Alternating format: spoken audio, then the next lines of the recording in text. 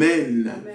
Gloire à Dieu. Amen. Il est là, il est le Seigneur, il est le roi, il est présent. Amen. Vous savez, dans le livre de Deutéronome, vous verrez, c'est la répétition de la loi de Deutéronome. Et vous voyez que Dieu, dans sa sagesse, avait déjà parlé à Moïse. Amen. Vous vous rappelez, je vous ai dit que le peuple était esclave en Égypte. Dieu a sorti le peuple de l'esclavage et les a sortis de l'Égypte. C'est Moïse qui les a sortis.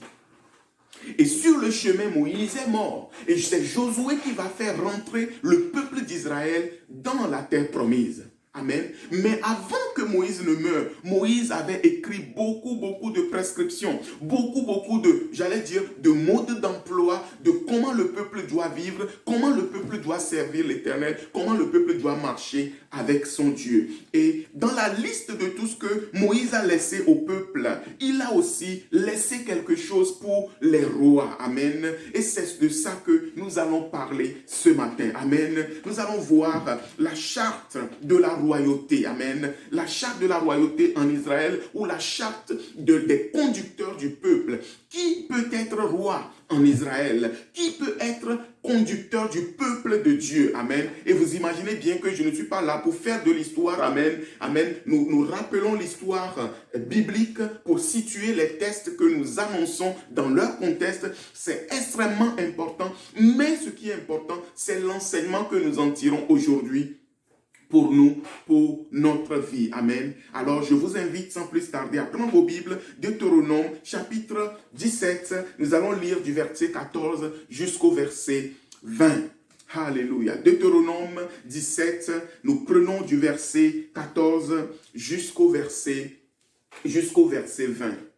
La Bible dit, c'est Moïse qui parle. Dieu a parlé à Moïse. Et Dieu dit à Moïse, lorsque tu seras entré dans le pays que l'Éternel, ton Dieu, te donne, la parole s'adresse au peuple. Est-ce que vous comprenez? Vous êtes là. Lorsque tu seras entré dans le pays que l'Éternel, ton Dieu, te donne, lorsque tu le posséderas et que tu y auras établi ta demeure et que tu diras, je veux mettre un roi sur moi comme toutes les nations qui m'entourent.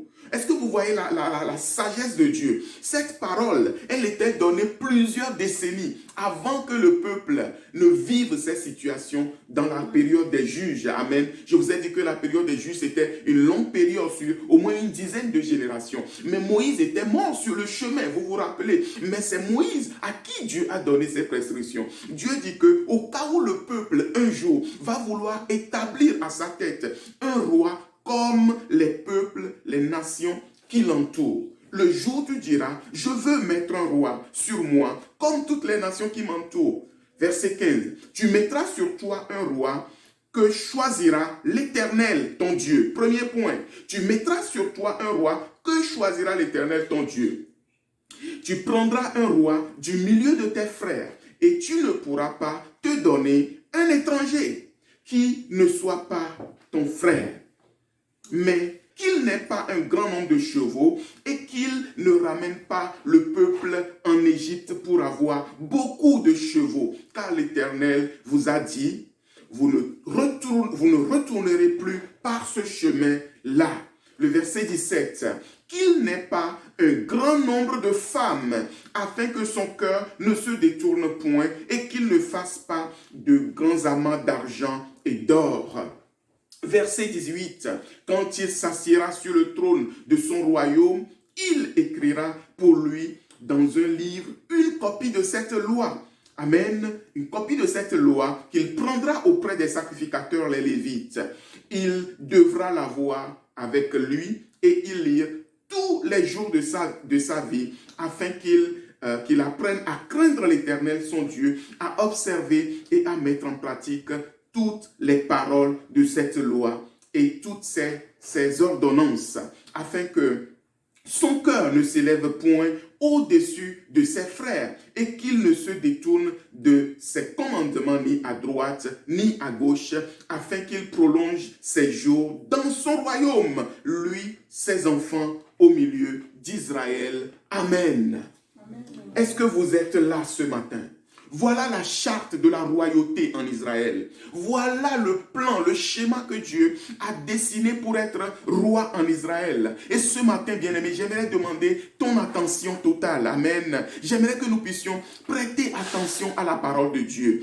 Avant qu'un roi ne soit établi en Israël, Dieu a pris soin de donner les critères, les conditions, les caractéristiques de celui qui veut être roi en Israël. D'une autre manière, à l'époque biblique, n'était pas roi qui veut. N'est pas roi qui veut au milieu du peuple de Dieu. Et il me semble que aujourd'hui dans l'Église, nous pouvons nous inspirer de ces choses si nous voulons faire de grandes choses. Nous pouvons nous inspirer de ces paroles si nous voulons que notre Église, nos églises, amen, aujourd'hui puissent aller le plus loin possible. Alors le premier point, Dieu dit à Moïse, le jour où vous allez avoir envie d'établir un roi au-dessus, devant vous, comme les peuples qui vous entourent, le premier point dont vous devez vous assurer, c'est qu'il faut que ce soit un roi choisi par l'Éternel. Il faut que ce soit un roi qui est choisi par l'Éternel. Mais bien aimé, il est très très important que celui qui veut servir Dieu dans l'Église, ce soit Dieu qui l'ait choisi.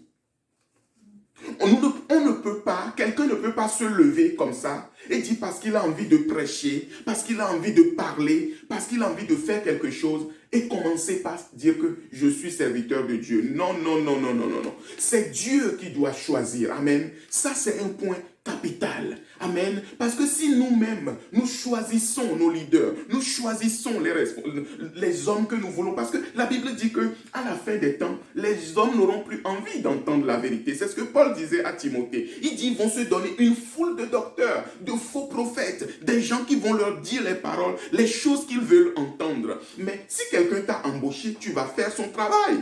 Tu vas travailler pour lui. Mais si c'est Dieu qui t'a embauché, tu vas travailler pour lui. Amen. Donc les gens choisissent eux-mêmes les hommes de Dieu, les femmes de Dieu qui leur correspondent, les personnes selon leurs désirs, et ce ne sont malheureusement pas des personnes qui sont choisies par l'Éternel Dieu. Amen. Mais Dieu met en garde ici. Il dit ceux qui doivent diriger mon peuple, ceux qui doivent conduire mon peuple. Amen. Il faut que ce soit moi-même qui les choisis. Et il continue, il dit que, attention, ne prenez surtout pas un étranger. Ne prenez surtout pas un étranger. Amen. Il me semble que aujourd'hui, pourquoi est-ce que nous avons des choses étranges dans l'Église? Parce que étranger vient de étrange. Amen. Étranger vient de étrange. Nous voyons des choses étranges. Amen. Et c'est ces choses qui causent les scandales. C'est ces choses qui affaiblissent la foi des chrétiens. C'est ces choses qui décrédibilisent l'Église. C'est ces choses qui découragent plusieurs autour de nous. Mais Dieu dit que celui qui sera choisi, il ne doit pas être un étranger. Je vais donner 2 exemples sur ce point précis. Amen. Dans le livre de Actes des Apôtres, amen, au chapitre 8, Actes chapitre 8, dans cette histoire, Acte 8, quand vous lisez une bonne partie, donc verset 5 jusqu'au verset 21, vous verrez que Philippe est parti en Samarie. Actes chapitre 8, versets 5 à 21.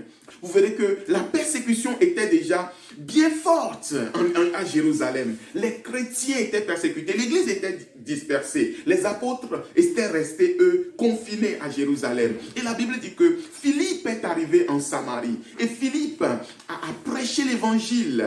Alléluia. Et la Samarie a reçu l'évangile. La Samarie a reçu la parole de Dieu. Et quand la Samarie a reçu la parole de Dieu, ils ont envoyé des gens pour aller chercher les apôtres. Est-ce que vous me suivez? Amen. Quand ils sont partis, ils ont amené Pierre et Jean.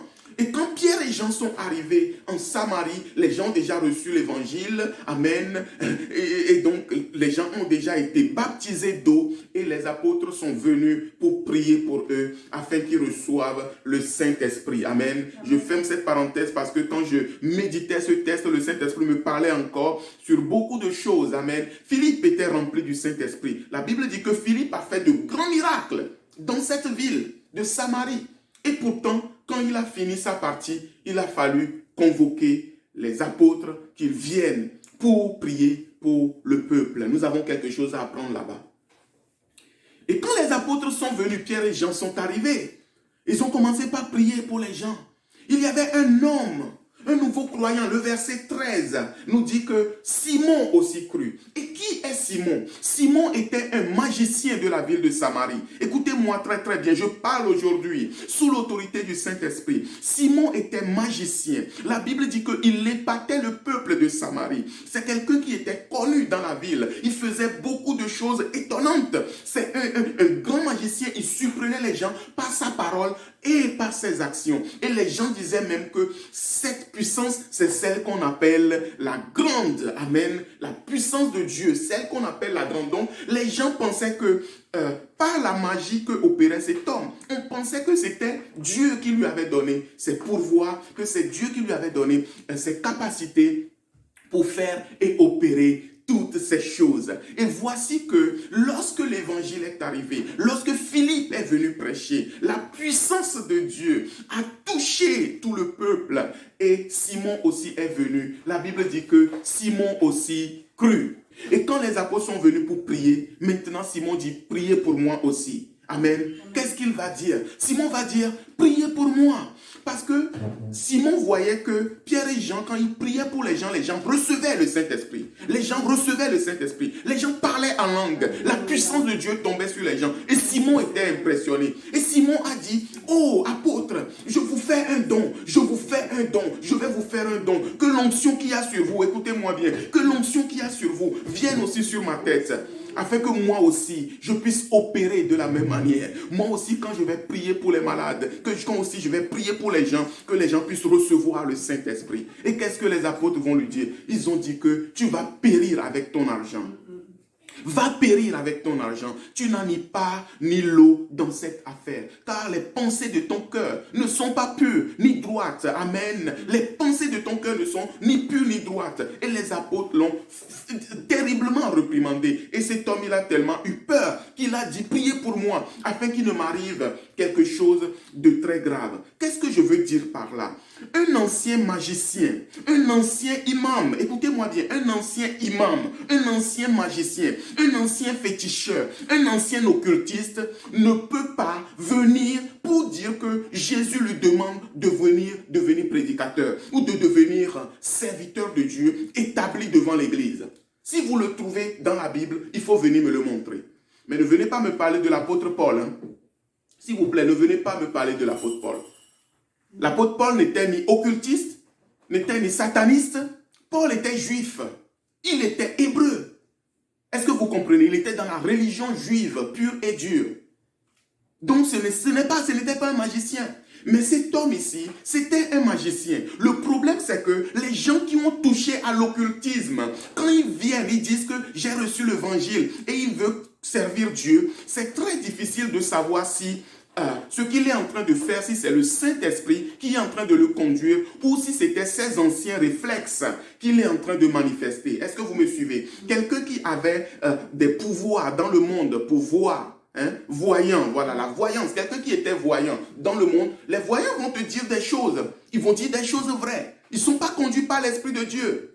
Amen. Nous le trouvons encore dans le livre toujours dans le livre des apôtres.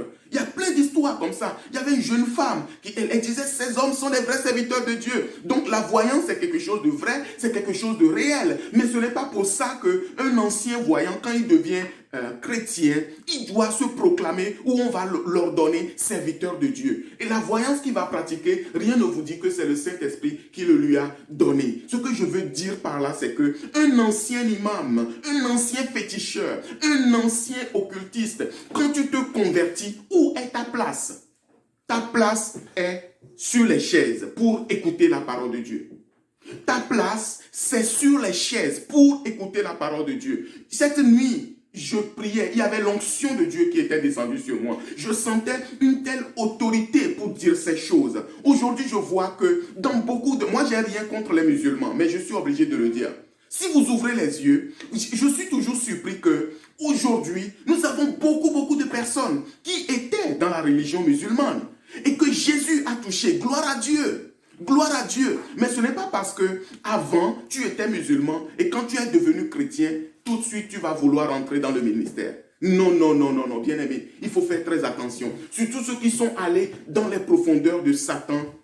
Dieu vous met en garde. Et peuple de Dieu, Dieu nous demande de veiller, de faire très attention. Simon voulait devenir serviteur de Dieu. Les apôtres l'ont arrêté net parce qu'il était magicien. Le deuxième exemple, je vais très rapidement, c'est dans Matthieu 5, vous le notez, Matthieu 5, verset 1 jusqu'au verset 20.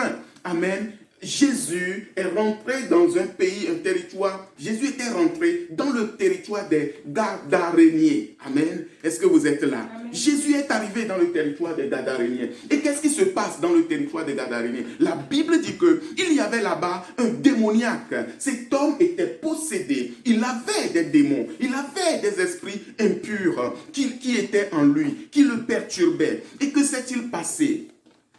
Quand Jésus a rencontré cet homme, Jésus a chassé les démons qui étaient en lui. Et c'était une légion, amen. Légion, donc plusieurs démons qui habitait cet homme. La Bible dit qu'il dormait même dans les sépulcres. Donc cet homme était vraiment dérangé, quoi. Et Jésus a chassé les démons qui étaient dans cet homme. Et la Bible dit que cet homme a retrouvé son sens normal. L'histoire se trouve dans Marc 5.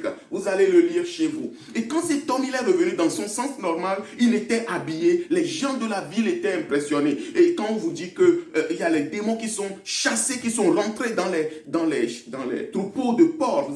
Vous connaissez cette histoire. Donc c'est l'histoire de cet homme. Et quand cet homme a été touché, quand cet homme a été... comment dirais-je, délivré. Écoutez bien ce qui se passe. Je vais vous le lire. Amen. Je vais vous lire à partir du verset 17. Marc 5, à partir du verset 17. Alors, ils se mirent à supplier Jésus de quitter leur territoire. Donc, les gens de la ville ont demandé à Jésus de partir parce qu'ils ont eu peur. Ils ont dit, quel est cet homme? Il est terrible. Il faut qu'il quitte notre ville. Il chasse les démons. Il vient de libérer cet homme qui nous fait tous peur. Non, ce n'est pas possible. Alors, verset 18, comme Jésus montait dans la barque, écoutez bien, celui qui avait été démoniaque lui demanda la permission de rester avec lui. Est-ce que vous êtes là? Qu'est-ce qui se passe? Verset 19, mais Jésus ne le lui permit pas. Mais Jésus ne le lui permit pas. Mais il lui dit, va dans ta maison vers les siens et raconte-leur tout ce que le Seigneur t'a fait et comment il a eu pitié de toi. Et il s'en alla et se mit à publier dans la Décapole tout ce que Jésus avait fait pour lui. Et ils furent tous dans l'étonnement. Amen. Cet homme démoniaque, en clair, quand vous étudiez ce texte, quand il est délivré, il voulait suivre Jésus. Mais quand Jésus rentre dans la barque, quand on dit Jésus est monté dans la barque, souvent il monte dans la barque avec qui? Avec ses disciples, pour aller encore en un autre endroit, pour encore aller servir. Vous comprenez? Cet homme, en fait, il voulait rentrer dans le groupe des disciples. Il voulait devenir disciple de Jésus. Il voulait, en fait, mais Jésus était en train de préparer ses apôtres. Est-ce que vous me suivez? Jésus est en train de préparer ceux qui doivent prendre la relève de l'Église. Mais Jésus ne le lui a pas permis. Il voulait suivre le Seigneur.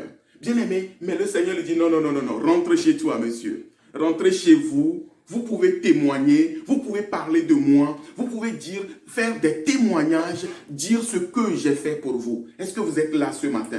Il me semble qu'il y avait une différence entre témoigner autour de nous, les bienfaits de l'Éternel, annoncer l'Évangile aux gens autour de nous, dire combien Dieu nous a sauvés, combien il nous a sortis de la boue du péché, ou de l'occultisme, voilà. Quelqu'un qui était dans l'occultisme, il peut témoigner comment le Seigneur l'a sorti de l'occultisme. Mais ce n'est pas une raison pour se proclamer ou pour dire « moi je deviens serviteur de Dieu ». C'est très très très dangereux. Je ne dis pas que Dieu est souverain, bien aimé. Dieu est souverain. Dieu fait ce qu'il veut. Mais ce que je retiens, c'est que Jésus n'a pas permis à cet homme de rentrer dans son cercle privé pour pouvoir aller le suivre. Donc, tout ça pour dire que notre premier point, amen, je suis dans mon message, il a dit que celui que vous voulez établir roi sur votre peuple, il ne faut pas qu'il soit un étranger, amen. Les occultistes sont des étrangers, les anciens imams sont des étrangers pour l'Église. Et s'il dit qu'il devient chrétien, il faut qu'il soit assis pour écouter l'évangile. Alléluia. S'il vient, il dit, je deviens un ancien féticheur, il est converti, il dit, je deviens chrétien, il faut qu'il s'assoie au milieu du peuple pour écouter l'évangile. C'est très important. Le deuxième point, le point suivant, nous retournons dans notre texte de Deutéronome 17. Donc, le verset 16, Dieu dit, mais qu'il n'ait pas un grand nombre de chevaux, amen, et qu'il ne ramène pas le peuple en Égypte pour avoir beaucoup de chevaux, car l'Éternel vous a dit, vous ne retournerez plus par ce chemin-là. Le problème des chevaux. Dieu dit que le roi que vous allez mettre à votre tête, il ne faut pas que ce soit un passionné des chevaux, amen, mais pas juste de l'équitation, vous comprenez le propos, pas juste quelqu'un qui aime l'équitation, non. À l'époque, pour faire la guerre, il faut avoir beaucoup de chevaux pour construire ses chars. Dieu dit que le roi que vous allez établir ne doit pas être quelqu'un qui est porté sur les chevaux. Je vais aller vite. Dieu ne veut pas que son peuple ait un autre appui que lui-même. Alléluia. Dieu ne veut pas que son peuple se confie en une autre puissance, en une autre force, en une armée humaine. Non. Dieu veut que son peuple s'appuie sur lui. C'est un point très très important. Bien aimé, souvent nous sommes confrontés à des situations. Nous voulons tirer des filets de sécurité. Nous voulons faire des choses pour assurer notre sécurité. Mais Dieu est notre sécurité. Dieu est la sécurité de son peuple. Dieu est la protection de son peuple. Amen. La Bible dit que si l'Éternel ne bâtit la maison, ceux qui la bâtissent travaillent en vain. Si l'Éternel ne garde la ville, ceux qui la gardent veillent en vain. Amen. Donc, Dieu ne veut pas que ses serviteurs, amen, le roi qui est devant son peuple, puisse se confier dans des chevaux, mais qu'il puisse se confier uniquement en lui-même, amen, en l'Éternel, amen. Et deuxièmement, il dit que vous n'avez pas, pour que le peuple ne soit pas reconduit en Égypte. C'est fort. Parce que les chevaux sont où? À l'époque, c'était en Égypte. Il y avait de beaux chevaux, amen, des chevaux qui sont costauds. Vous vous souvenez des cavaliers de l'Égypte qui ont poursuivi les Hébreux quand ils sont partis. Vous vous rappelez? Donc, le risque était là. Le peuple peut être tenté d'aller en Égypte pour aller chercher des chevaux. Et c'est là où le piège va se refermer sur le peuple. Dieu a dit aux enfants d'Israël, vous ne reprendrez plus jamais ce chemin. Vous ne reprendrez plus jamais ce chemin. Mon frère, ma soeur, le chemin du monde, le chemin de l'Égypte, Dieu dit que tu n'as plus pour aucune raison que ce soit reprendre ce chemin. Amen. Nous n'avons plus à retourner dans le monde parce qu'il y a telle chose dans le monde, parce qu'il y a telle réponse dans le monde, il y a telle solution dans le monde, il y a telle chose que nous pouvons tirer du monde. Non, Dieu dit, confiez-vous en moi. Amen. Et ce matin, le Seigneur dit à un homme, le Seigneur dit à une femme de pouvoir se confier uniquement en lui. Amen. De pouvoir se confier exclusivement, j'allais dire, en lui. De ne pas se confier en autre chose que en l'Éternel, son Dieu. Amen. C'est très, très important. Alors, l'image des chevaux représente aussi le désir de puissance. Le désir de puissance. Oui, le Seigneur ordonne que tu sois puissant. Mais bien aimé, le désir de puissance peut nous entraîner dans de graves problèmes. J'ai vu beaucoup de soi-disant serviteurs de Dieu parce que quand on sert Dieu, on est soumis à Dieu. Les gens veulent la puissance. Les gens veulent la puissance. Les gens veulent la puissance pour impressionner. Les gens veulent la puissance pour démontrer qu'ils sont quelque chose. Les gens veulent la puissance pour montrer qu'ils sont très forts. Attention. Le désir des chevaux est un danger dans le ministère. Amen. Un homme de Dieu, celui qui est devant le peuple de Dieu, doit apprendre à se confier en l'Éternel. De quelle manière? Dans la prière et dans la méditation de la parole. Amen. Je pense que c'est très, très, très important d'insister là-dessus. Alors, le troisième point, il dit que le verset 17, il dit qu'il n'ait pas un grand nombre de femmes, afin que son cœur ne se détourne point. Le roi qui doit être établi devant le peuple de Dieu, le roi qui doit être établi devant Israël, La Bible dit, il ne faut pas qu'il ait un grand nombre de femmes. Et dans ce troisième point, rapidement, deux aspects. Le premier point, c'est le témoignage. Amen. Nous devons faire attention à notre témoignage personnel. Quelqu'un qui dit qu'il veut servir Dieu, celui que vous voulez choisir pour conduire les affaires de Dieu, il faut qu'il ait un bon témoignage. Il faut qu'il ait un bon témoignage. Un coureur de jupons ou un ancien coureur de jupons ne peut pas venir dire qu'il devient serviteur de Dieu. Oui, je parle sous l'autorité de l'Esprit de Dieu. Quelqu'un me parlait il y a 2 semaines, je demandais d'après une connaissance lointaine.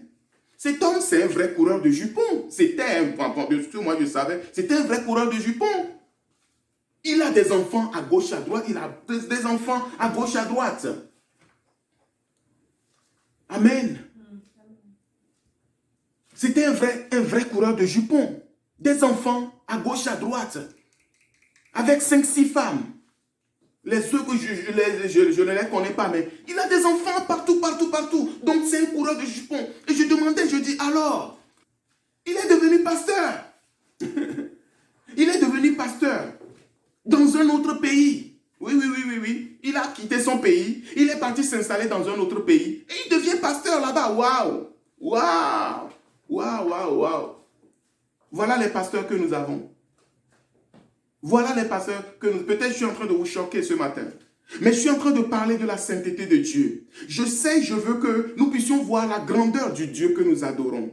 Je veux que nous puissions voir la puissance du Dieu que nous adorons. Je veux que nous puissions voir comment le Dieu que nous adorons, il est glorieux. Amen. Il dit que le roi que vous allez établir, il ne faut pas que ce soit un homme qui aime les femmes. Il ne faut pas que ce soit un homme qui soit derrière les femmes en train de chercher des femmes à gauche, à droite. Notre témoignage personnel est très important dans l'œuvre de Dieu.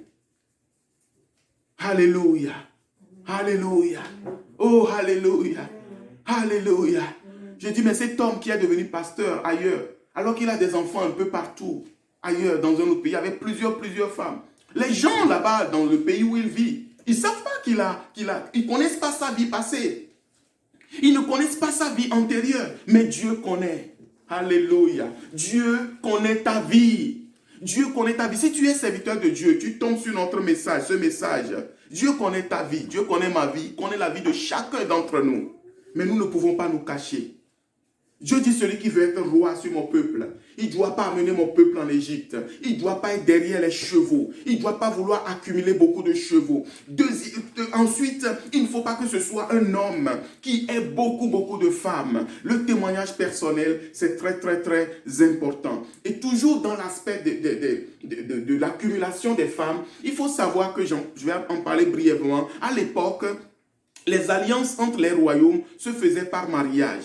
Les alliances entre les royaumes se faisaient par mariage. Donc, si le royaume de France et le royaume d'Angleterre voulaient se lier par alliance, par exemple, eh bien, un prince de France va se marier à une princesse d'Angleterre. Est-ce que vous me suivez? Donc, c'est en quelque sorte un pacte de non-agression entre les deux peuples. Demain, si l'Espagne vient attaquer la France, l'Angleterre va venir rapidement au secours de la France. Qu'est-ce que je veux dire par là? Les mariages étaient un moyen de protection, un moyen d'alliance stratégique, comme nous avons l'OTAN aujourd'hui. Amen. Nous avons l'OTAN aujourd'hui, donc, qui permet donc aux États-Unis et l'Europe, justement, d'être ensemble pour que si un jour une autre nation voulait faire une petite blague, vous voyez, là, les États-Unis vont rentrer dans cette guerre. Donc, vous avez des alliances comme ça dans plusieurs nations. Je peux prendre l'exemple de l'Afrique. Plusieurs pays en Afrique, par exemple, ont des alliances avec la France et pour que s'ils sont attaqués par une quelconque puissance, la France va venir à leur secours. Donc, le mariage était vraiment un moyen d'alliance avec les peuples. Et si vous voyez dans le livre des Juges, puisque tout ce que je vous raconte, nous sommes dans la période des Juges, vous verrez, la Bible parle de Samson, amen, Samson que Dieu utilisait, qui était fort, que Dieu utilisait vraiment puissamment pour délivrer le peuple de Dieu. Qu'est-ce que le peuple ennemi a fait? Ils lui ont placé une femme. Ils lui ont placé une femme parce qu'ils savent que s'ils arrivent à atteindre le champion avec une femme, ils ont atteint le peuple. Et le but, c'est que cette femme, quand elle va venir, elle va piocher les secrets du royaume. Amen. Elle va piocher les secrets du royaume, de ton royaume. Donc, Dieu ne veut pas, j'espère que vous m'avez compris, Dieu ne voulait pas que celui qui dirige son peuple tombe dans des alliances à gauche, à droite, de peur que les gens viennent découvrir les secrets d'Israël, découvrir les secrets du peuple de Dieu, mais surtout et surtout, attirer le cœur du roi vers d'autres dieux. Attirer le cœur du roi vers d'autres dieux. Et c'est exactement ce qui va se passer avec Salomon. Salomon aimait beaucoup les femmes. Salomon avait beaucoup de femmes. Je ne vais pas parler de lui aujourd'hui. Et Dieu voyait ces choses arriver. C'est pourquoi il a dit qu'il faut que le roi qui sera devant vous soit un homme qui soit discipliné, qui ne soit pas trop porté sur les femmes.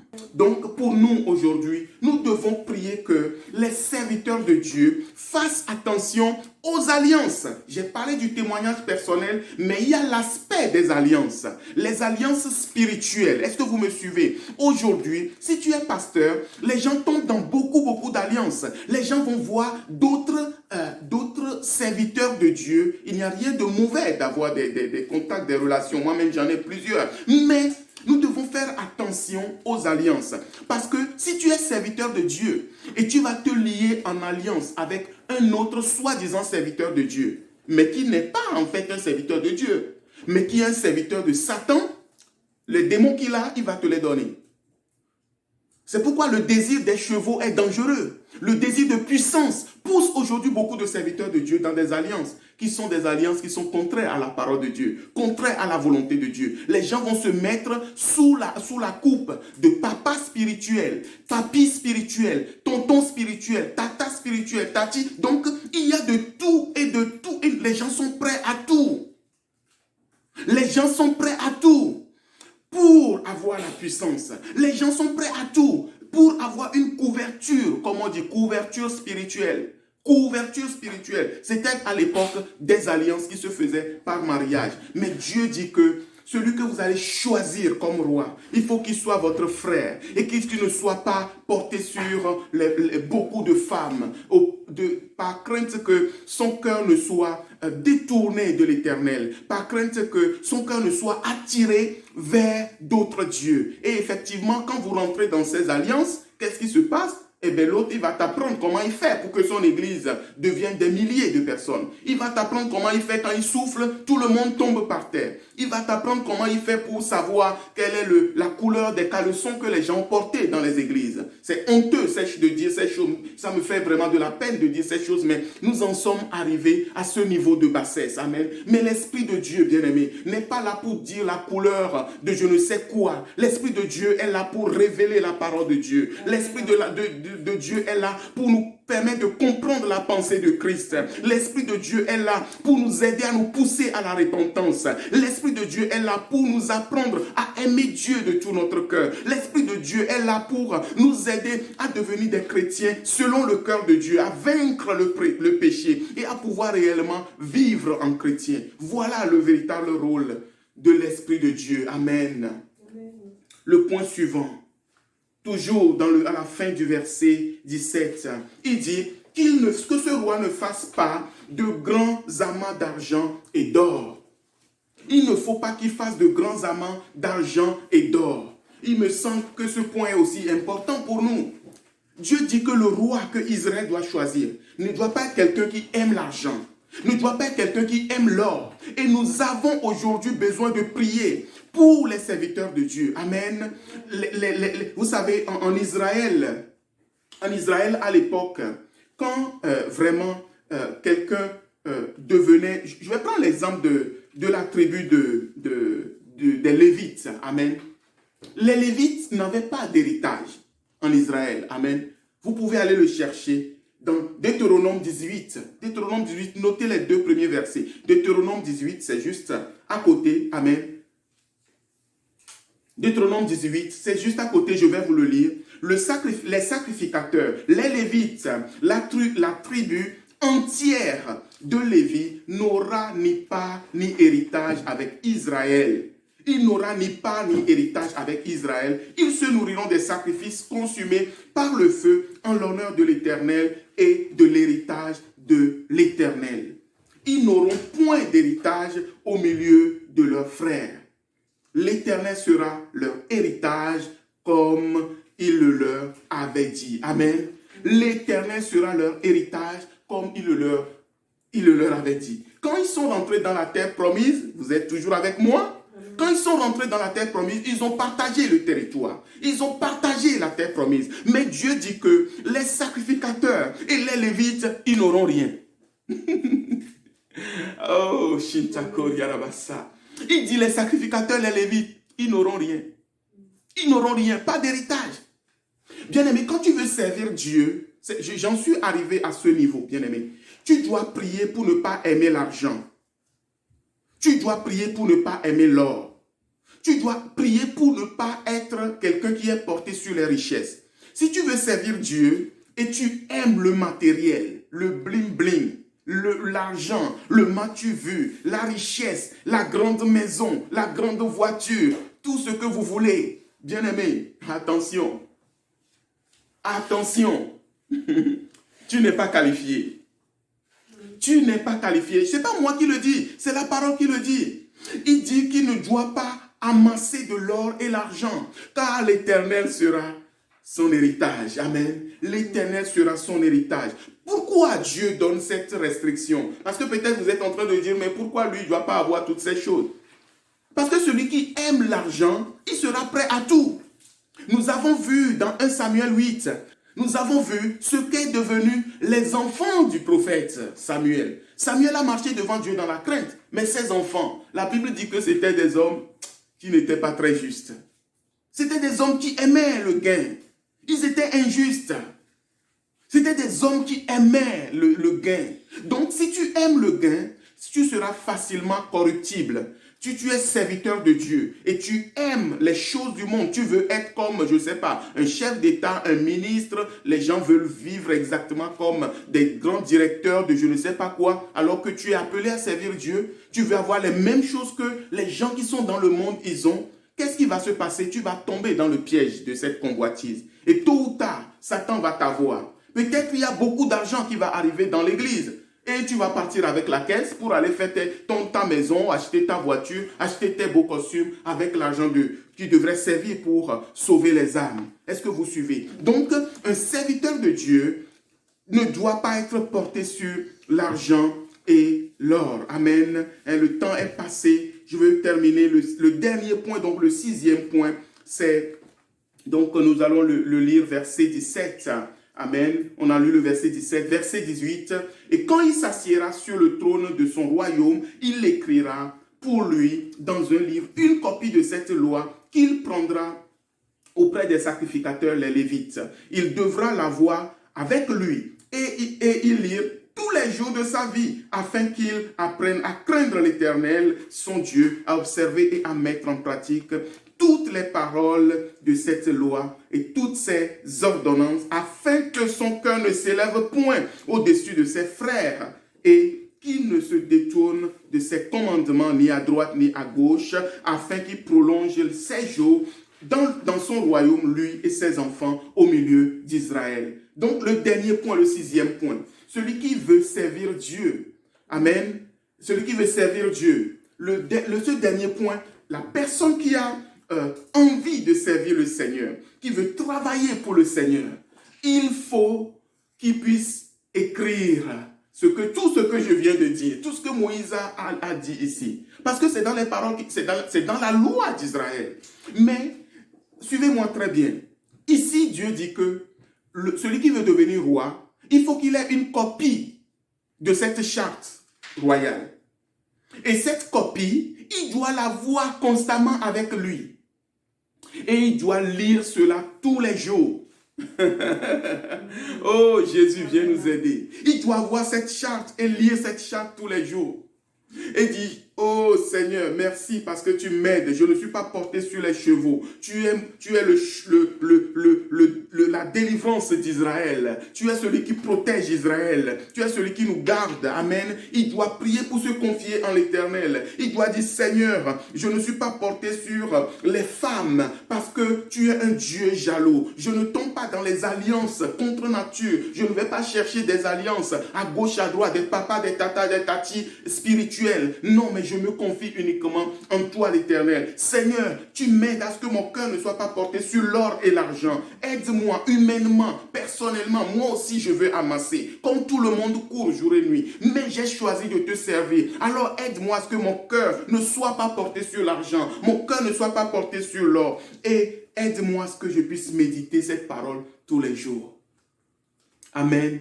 Celui qui veut servir le Seigneur, il doit passer par là. Amen. Il doit faire cet effort. Alléluia. Josué 1, verset 8. Il dit que cette parole de la loi ne s'éloigne pas de ta bouche, mais médite-la jour et nuit. Josué était le leader d'Israël à cette époque. Et Dieu lui disait que s'il veut réussir, il faut que constamment il puisse lire la parole, méditer la parole, afin qu'il puisse avoir du succès et avoir de la réussite dans tout ce qu'il entreprend. Amen. Alors, je vois quelqu'un qui va dire, mais tout ce qu'il est en train de nous raconter, c'est des histoires de l'Ancien Testament. Tournez avec moi dans 1 Timothée chapitre 3 pour conclure ce message. 1 Timothée 3, nous allons terminer avec ce que Paul dit à Timothée dans le Nouveau Testament. Amen. Vous savez, moi je crois que Dieu appelle une nouvelle génération d'hommes et de femmes, amen, qui vont faire un vœu vraiment pour dire, Seigneur, je veux te servir. Vous savez, j'ai constaté quelque chose. Je vois beaucoup de personnes dans le monde, quand ils voient une personne qui dit, je suis serviteur de Dieu, je suis pasteur, ou je suis, je ne sais pas quoi, je sers Dieu. Beaucoup de personnes dans le monde ont beaucoup de respect, ont du respect pour ces personnes. Pourquoi est-ce qu'ils ont du respect pour ces personnes? Parce qu'ils se disent que cet homme est un homme de Dieu. Est-ce que vous me suivez? Cet homme est un homme de Dieu. Donc c'est un homme qui doit être crédible, un homme qui doit être fiable, c'est un homme qui doit avoir un bon témoignage. Mais si après, la personne qui se dit homme de Dieu, serviteur de Dieu, et les familles font confiance à ces personnes, on va apprendre que tu te comportes vraiment pire que... Et c'est pour ça qu'il ne faut pas que les charlatans deviennent pasteurs. Oui, parce que les charlatans, vous savez ce qu'ils font? Ils couchent avec les femmes. Et c'est ce que faisaient les enfants du sacrificateur Élie. Les femmes qui venaient au temple, et ils pouvaient coucher avec les femmes. Vous vous rendez compte? Des choses ignobles se passent.